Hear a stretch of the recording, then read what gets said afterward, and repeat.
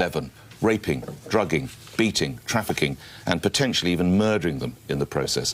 What's happened in Telford could be the worst case of a paedophile gang involved in widespread child abuse the country has ever seen. But as I read the names of those convicted, something struck me. In Telford, they included Azir Ali Mahmoud, Mubarak Ali and Adel Ali. In a similar case in Rotherham, Razwan Razag, Adil Hussein and Zafran Ramzan were among the guilty. To Rochdale now, Mohammed Amin, Abdul Aziz and Mohammed Sajid, among others, were convicted. And now to Oxford, where it was Anjam Dogar, Kamir Jamil and Zishan Ahmed ending up behind bars.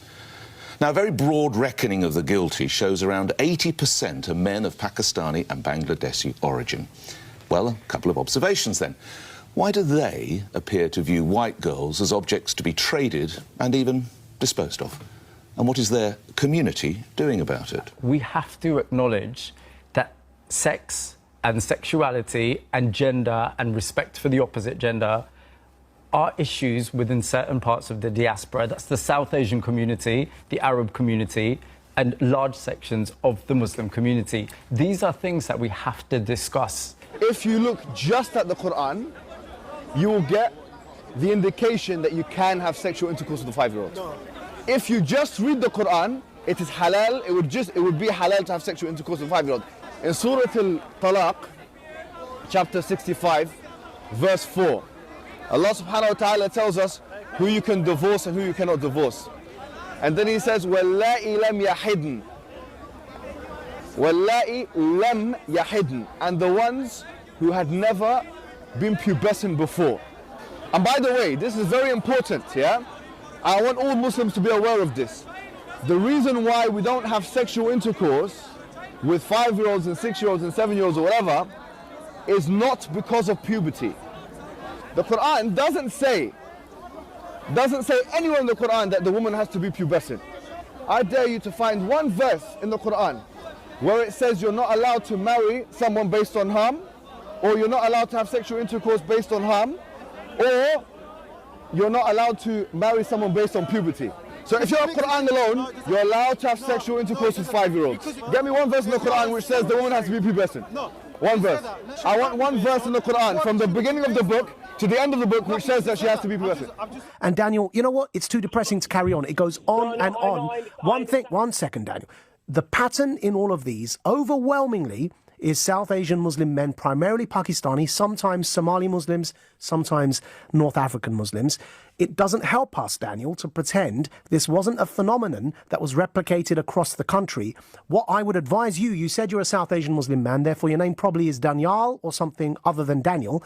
I would advise you to address this topic head on and not pretend it's not a national phenomenon, because I guarantee you that anger will rise if you come on radio and pretend this is not a national problem. It is an issue, and it's an issue about how those young men think of women, women of their own ethnicity who attempt to be off limits, and then what they do about vulnerable white girls. And there's no point pretending it is not a problem, because it is.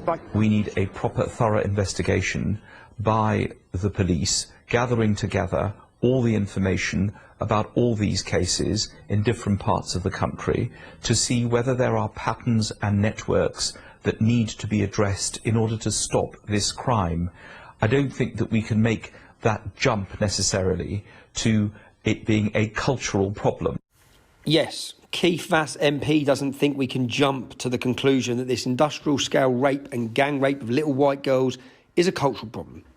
Well, he's always had a casual relationship with the truth and with reality, and he's always been happy to prostitute himself and his views for his own benefit. And talking of prostitutes, here he is with 2 male prostitutes complaining that he, and I quote, had to fuck one of them without a condom. I think we'll ignore the commentary on grooming from Keith. Incidentally, Keith Vass left the House of Commons and a few weeks later was back working for the Labour Party.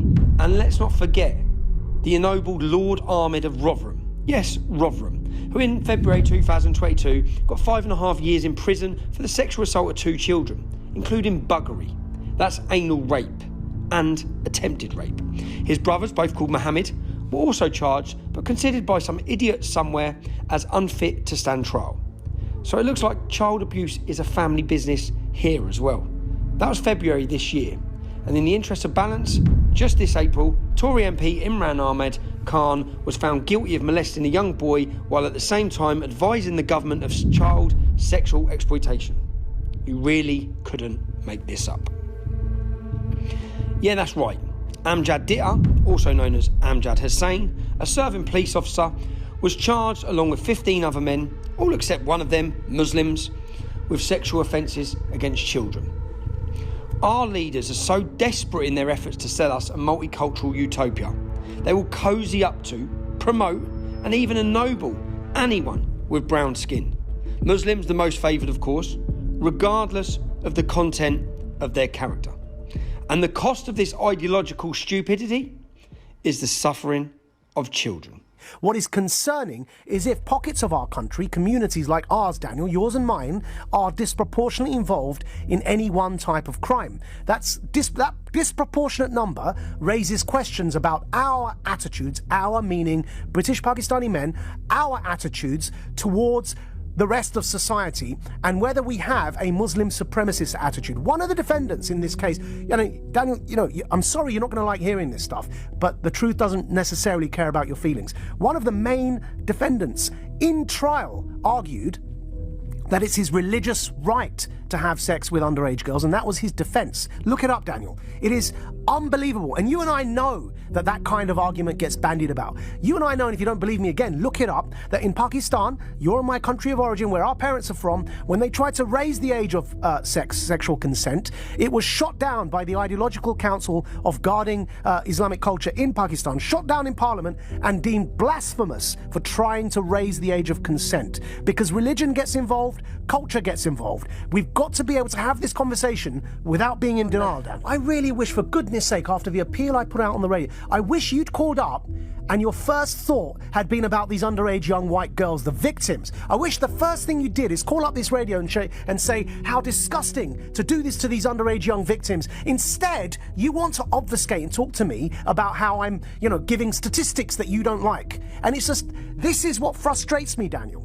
Why was that your first reaction to the topic instead of thinking of the girls? And that's why I think it's about time that we just stop pretending this isn't a problem and address it head on, recognise there is this disproportionate problem within our communities, and worry about the victims. We need very briefly to say this is a class problem, this is a cultural problem, and this is also a language problem. Religion as well, by the way. Also religion, because firstly on language, these are paedophiles who are raping children. Okay, let's just accept that. And these are not women, these are not girls in relationships. Yes, we haven't talked about class, and the reason why the authorities turned a blind eye and threw these girls under a bus or to the wolves was because they were, as it were, in an underclass. They thought these girls are out of education, they've been failed by social services.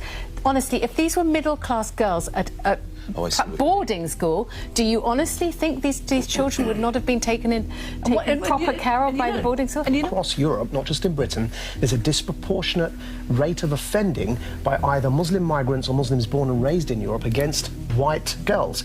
And there are class reasons to it, there are patriarchal reasons to it. Why it happens in Muslim majority nations is largely due to the social conservative attitudes in society and their patriarchal and misogynist attitudes towards women, and also cultural elements kick in. Now, for example, fundamentalist interpretations of Islam believe that as long as you have consent of the father, there's no underage, there's no pre-puberty, there's no limit on marrying a girl. They refer to the Prophet having married a 9 or 11-year-old, depending on the age of reference. Right. These attitudes must be challenged and they must be addressed. If my daughter, if my daughter wants to hold on, let me finish. If my daughter reached the age of menstruation at 9 years old, I would say you are ready.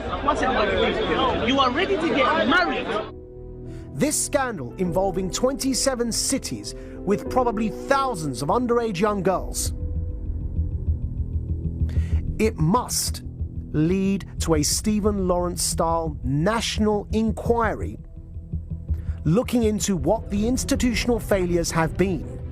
There has been failures on an institutional level in the care homes up and down this country. There have been failures on an institutional level in the police up and down this country. And there have been failures on an institutional level in local Labour councils, probably not only Labour, but mainly Labour councils up and down this country, because people have been scared of being called racist. And the fear of racism, or the fear of so-called Islamophobia, which is a misnomer, the fear, more appropriately, of anti-Muslim bigotry, must never be an excuse to allow underage girls to be raped and abused in this way. But it was. Think of that. Imagine that. 27 cities and counting. Because I can guarantee you we haven't heard the end of this yet. Imagine the thousands of victims. Imagine the impunity with which these men must have been acting. It is an absolute disgrace that this has been allowed to go on in this country, and you may hear me being angry right now. If you're not going to be angry about this, what on earth are you going to get angry about? Don't tell me that their Muslim identity had nothing to do with this. I have lived and breathed this community all of my life. I can guarantee you that it's not the cause, but a factor in the way in which these girls was treated was the culture of these men, and as part of that culture is their religious attitude towards non-Muslims. And that is the reason that you see almost exclusively that they are men like me, Pakistani, British, Muslim. Most of them. Some of them Bangladeshi Muslims, some of them Indian Muslims, some of them North African Muslims, some of them Somali Muslims, all of them Muslims, almost all Pakistani Muslims. And the victims, almost all underaged white girls.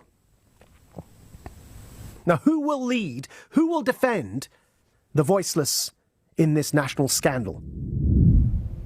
So there has been media coverage, and some courageous individuals, not least Majid Nawaz, they've spoken out about how nearly all of the men involved in this gang rape of little white girls are Pakistani Muslims. And most of the rest, they're Muslims as well. We hear two leading Islamic influencers